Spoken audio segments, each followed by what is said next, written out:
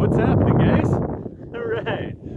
This is Happy again with Get Happy Outdoors. Welcome. All right. So, for these next few episodes that you're going to see on my YouTube channel, they're all going to consist of the July 2019 fly fishing for trout at Panguitch Lake. All right. It's going to be a lot of fun. You're going to see some really cool stuff.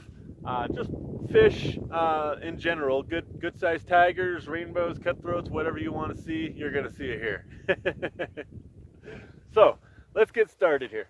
I'm going to give you guys a few tips first of all, tell you a little bit about what you can expect. The lake this year, fuller than I've ever seen it before. I've never seen it this high. The water level is way higher than ever. It was spilling over the dam for the first week of July. But now the water level is starting to come down a little bit. It's coming down about, I'd say 3 inches per week. So it's not coming down a lot. It's not coming down very fast, and that's because of all the snow runoff and everything that we had during this spring. The farmers and irrigation, they didn't need the water from this lake as much as they normally do. So they didn't need to drain this lake for the water. That's why the water level's going down as gradually as it is, only 3 or 4 inches a week as opposed to more than that. So yeah, the lake is higher than ever, which is going to put the fish in different areas than in usual years. So let's begin, guys. We got quads and everything rolling through. I'm right next to a road, but we're in kind of a marshy type area right now. Again, this is July 20th, the hottest time of the year for this lake. It's about 85 degrees out. Don't let that influence your decision on how deep you fish, okay? One of the things that I tell everybody is whatever your wingspan is, you know, from fingertip to fingertip, spread your arms out as far as you can. That's where you start off with your depth, okay? So set your indicator that far away from your fly. Start there, and if you're not getting any hits at that depth, then shorten it. Typically, I'll go shorter rather than longer. I'll only go longer in particular areas where, you know, boulders or something like that are going down deeper than that. And I know that they're hiding under some boulders and stuff. But on your typical areas, I mean, 98% of this lake, I'll use that 5-foot mark. It's about 5 feet. I'll use that mark and shallower for all of my trout. So right here in this area, this is only about waist deep to about 100 yards out. Of course, you sink in the mud if you go, you know, too far. If you go further than like 20 yards out, you'll start sinking in the mud. So, you know, we just can't walk out that far. But I always prefer walking in. So right now we're going to go ahead and fish this area right here. These little weed bushes right there, like that one that's sitting in the water, right on the other side of that, it's only about 1.5 feet deep. I just caught 2 rainbows right there, big 18-inch plus rainbows. Those weed clumps that are over there, same thing. I caught like 5 right there, just about a half an hour ago, and I just took a little break to let everything rest and let new trout move in. So we're going to go ahead and try it again.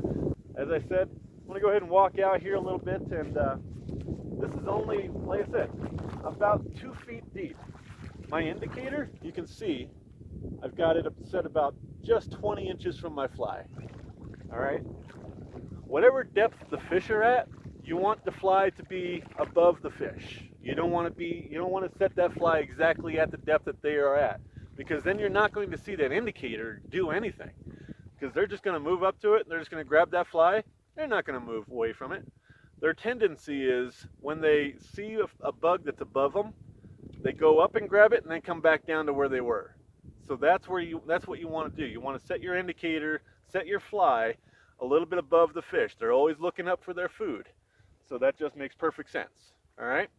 So we've got the indicator set at about 20 inches. This is only about 24 inches of water right here from from the top of the weeds to the surface of the water. It's only about 24 to 28 inches. That's it. So let's see how we can do, guys. All right.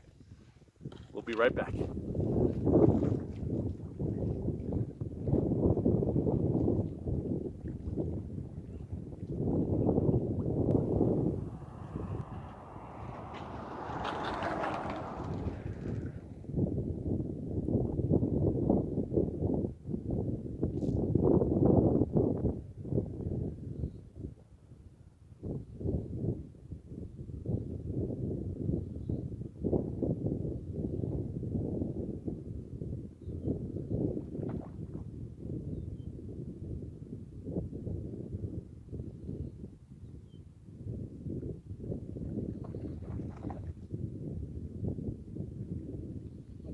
let's go what we've got over here.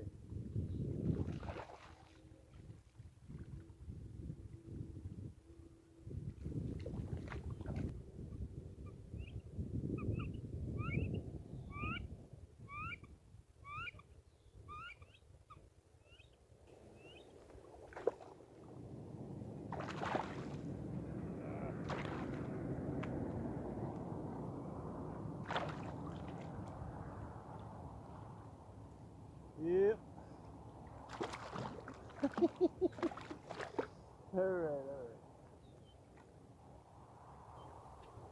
All right. So we had 2 hookups in a row on that clip. Good clip. Now to give you guys another little tip about what kind of flies you want to use. The flies that we're using in this lake are very similar to the flies I'll use in any lake that's above 8,000 feet when I'm going for trout, okay? This fly here, just to give you an example,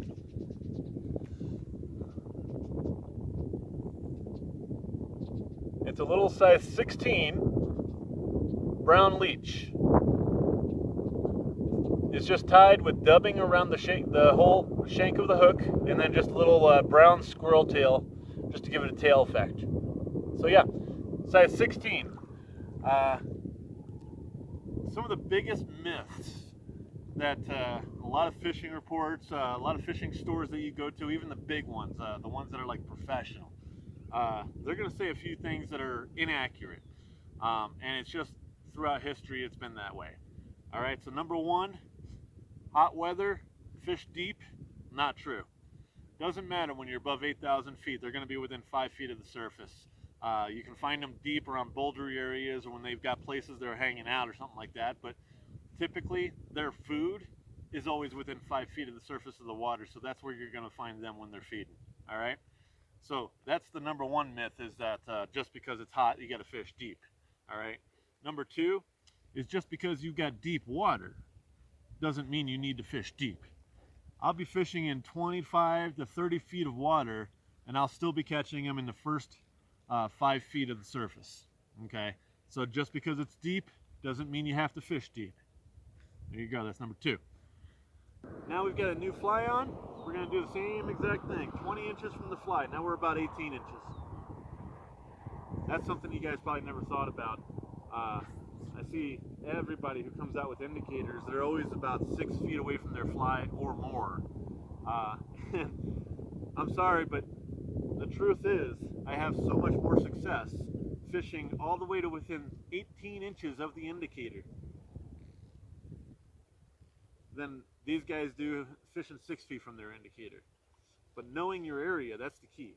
So let's go ahead and catch a couple right here, show you guys how it's done, show you guys what these fish look like right here that are in 30 inches of water.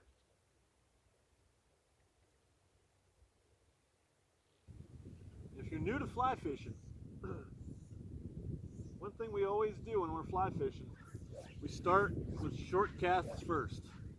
Even if we see activity out further, you want to hit these fish that are right in close to you before you scare them away by hooking up with a big one out there and have them fight all over the place in here. You're going to spook them all out.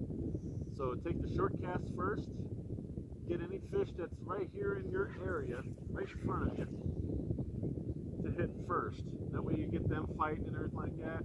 And then until you've exhausted your opportunities for the closer ones, then you just start fanning out further and further.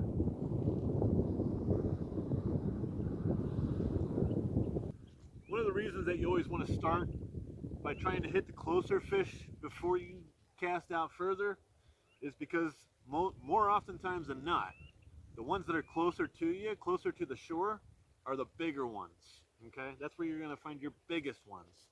They have their own little hiding spots, their little feeding dens, places that they know they're always going to get food, and that's where they're going to hang. Okay, and that could be just in 12 inches of water.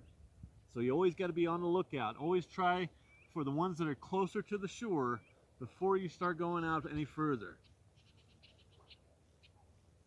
So now we've already tried for the ones that are closer to us right now. And hey, I know you guys want to see a trout, so let's go ahead and hook up with one right now.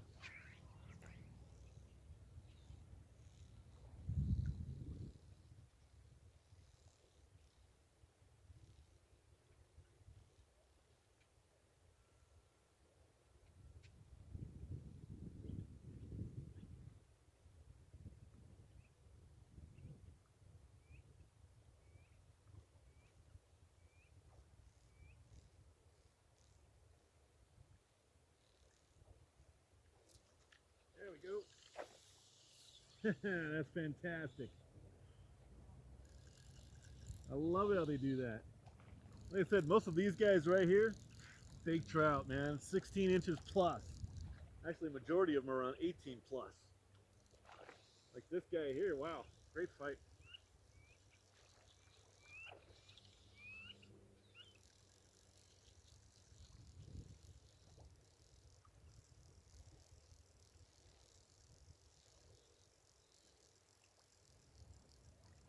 He's a littler one too. He's only about 16 inches, maybe 17. Yeah, just 16 inches. Now once you get them to where you've only got about 6 to 8 feet of line left, stop reeling it in. You want to leave that line loose so you can control your fish.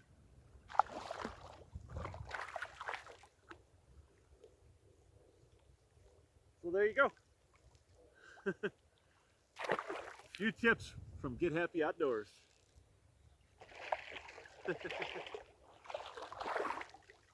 That's probably the smallest one I've caught over here. And he's 16 inches right on the dot.